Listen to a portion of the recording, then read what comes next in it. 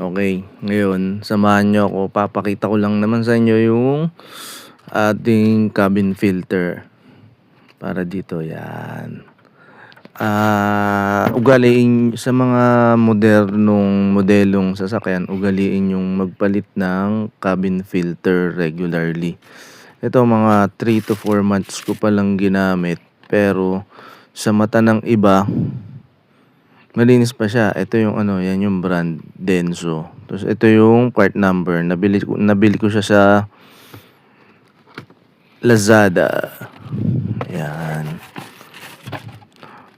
300 to 400 plus lang siya. So napakamura kumpara kung mabubutasan kayo ng evaporator. Ayan yung itsura, tingnan nyo. Kayo na magsabi, malinis pa ba yan? O tama lang na pinalitan ko. Ayan. Sa manual, sabi nila mga 2 years. Pambira. Ano na itsura niya pag nag 2 years? Sa akin madumi na yan eh. Tsaka may ibang amoy na rin. Kaya pinalitan ko. Puro balahibo siya. Tapos may mamaliit na dumi. Baka pumasok dun sa evaporator. So, kailangan natin palitan. Mas magandang palitan na yung cabin filter kesa sa hangin-hanginan lang. Walang kwenta yun. Hindi ko type yun. Hangin-hanginan para maalis yung dumi. Ito yung dito yung location yan sa loob. Yan. Pasok muna tayo. Sa glove compartment, bubuksan. Meron dyan sa gilid. Tatanggalin nyo lang to. Tapos yung may hook dun sa may gilid, ipipress nyo lang paloob. Para bumaba ng tuluyan yung glove compartment.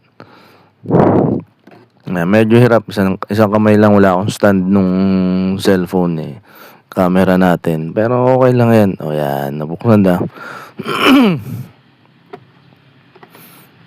Tanggalin na, tapos bababa na yan yung glove box. Ayan, makikita mo dyan yung cover.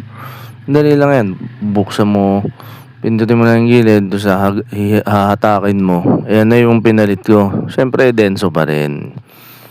Yan, oh. May arrow up naman siya, sundin mo lang. Dapat yung tinuturo ng arrow sa taas, yun yung nasa ibabaw. Yan lang, oh. Madali lang magpalit niyan. Kaya kung bili ka lang nung cabin filter, tapos ikaw na magpalit, kesa naman dumumi yung aircon mo. Ayan. Kaya safe na safe yan. Hanggang sabihin natin hanggang 4 years hindi ka magpapalinis o kaya hindi